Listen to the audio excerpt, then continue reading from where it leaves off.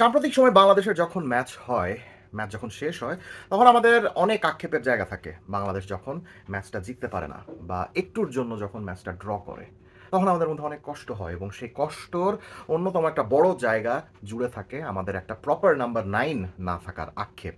আমাদের একজন গোল করার কোনো স্ট্রাইকার নেই যে কিনা রেগুলারলি গোল করতে পারে, যে কিনা ডি বক্সের মধ্যে একটা প্রপার প্রেজেন্স আমাদেরকে এনে দিতে পারে। দুই উইং থেকে আসা ক্রস বা মিডফিল্ড থেকে বাড়ানো থ্রু বলগুলো ধরে যিনি বিপজ্জনকভাবে ডি বক্সের মধ্যে ঢুকে গিয়ে একটা শটে গোল করে দিয়ে আসতে পারেন, আমাদের এই আক্ষেপটা আজকের নয়। সেই আক্ষেপের বিষয়টা আজকেও রইল সিঙ্গাপুরের এগেনস্টে বাংলাদেশের ম্যাচে।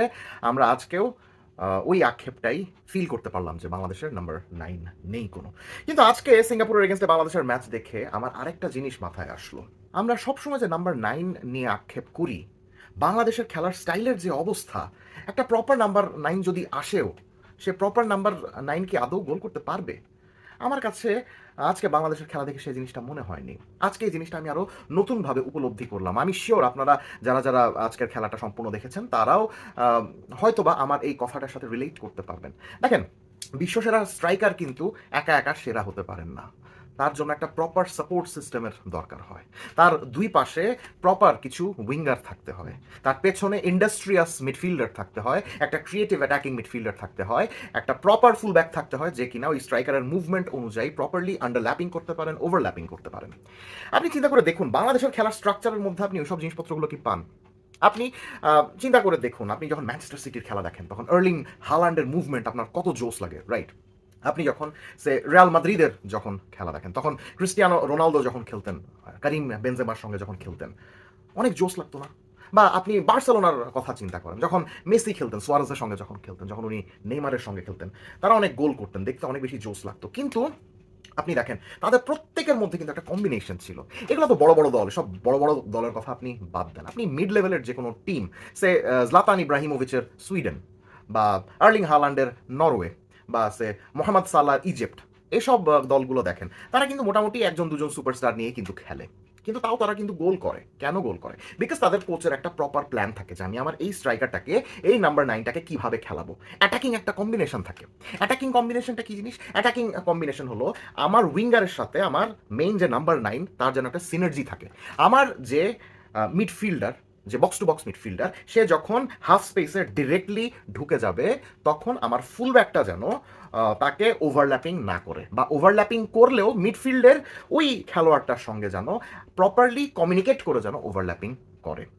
আমার উইঙ্গারের পজিশন দেখে আমার স্ট্রাইকারটা যেন ডি বক্সের মধ্যে প্রপারলি ঠিক সময় ঢুকে যেতে পারে। উইঙ্গারের মুভমেন্ট দেখে যেন স্ট্রাইকারটা নিজের পজিশনকে অ্যাডজাস্ট করে।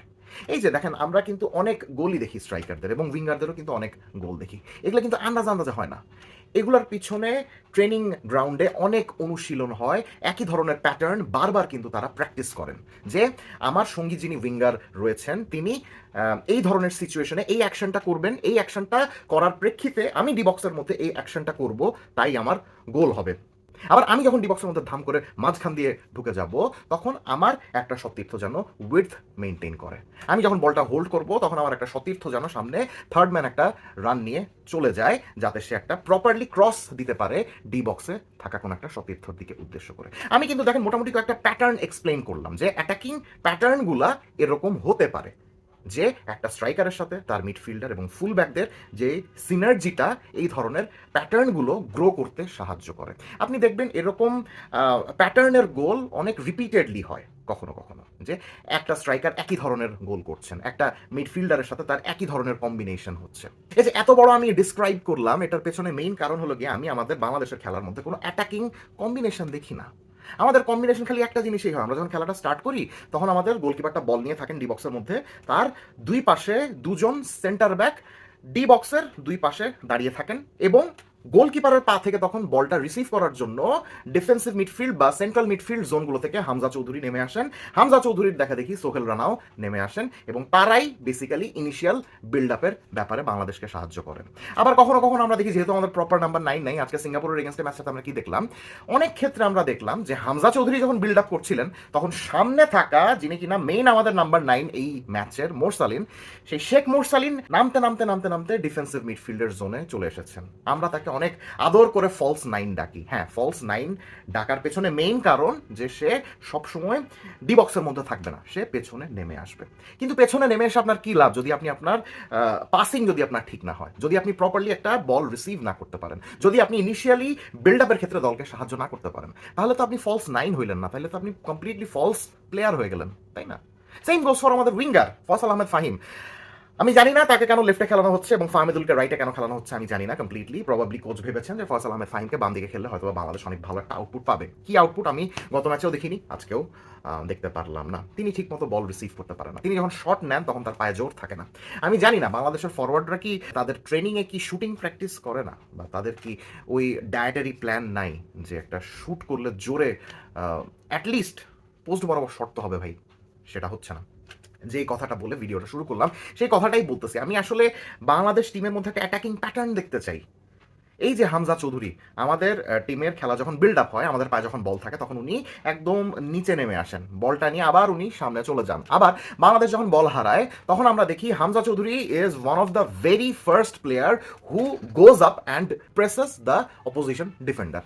অর্থাৎ প্রতিপক্ষের ডিফেন্ডারের পায়ে যখন বল থাকে তখন বাংলাদেশের হামজা এই পেছন থেকে সামনে দৌড়ে গিয়ে প্রেস করে বলটা জোগাড় করার চেষ্টা করেন।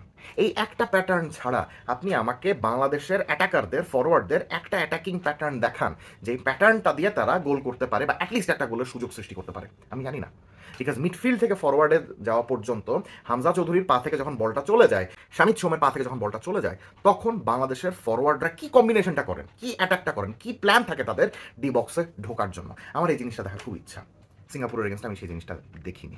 এই কোচের আন্ডারে আদৌ দেখবো কিনা আমি জানি না, বিকজ এই ধরনের প্যাটার্নগুলা ট্রেনিং সেশনে বের করার দায়িত্ব কোচের। কোচ কি করে আমি জানি না, সে নাকি স্প্যানিশ কোচ এই ধরনের অ্যাটাকিং কম্বিনেশন, ট্রায়াঙ্গেলস, মিডফিল্ডের মুভমেন্ট, এসব জিনিসপত্রগুলো করতে করতে করতে করতে দলকে মুখস্থ করায় ফেলবেন। আমরা কি বাংলাদেশের খেলার কোনো একটা প্যাটার্ন দেখে আমাদের কাছে মনে হয় যে তারা এই প্যাটার্নটা ট্রেনিং সেশনে অনেকবার করে করে করে করে করে করে অভ্যস্ত হয়ে ভাজা ভাজা হয়ে তারপরে ঠিকঠাক মতো খেলার মাঠে ইমপ্লিমেন্ট করতে পারছে? আমার কাছে মনে হয় না। যদি আপনাদের কাছে মনে থাকে এরকম, প্লিজ আমাকে জানাবেন, বিকজ আমি অ্যাকচুয়ালি দেখার জন্য অপেক্ষা করছি। বাংলাদেশ ভার্সেস সিঙ্গাপুর ম্যাচ নিয়ে আপনাদের মতামত, আক্ষেপ যাই থাকুক না কেন, প্লিজ কমেন্ট সেকশনে জানিয়ে দেবেন। Let's have a discussion.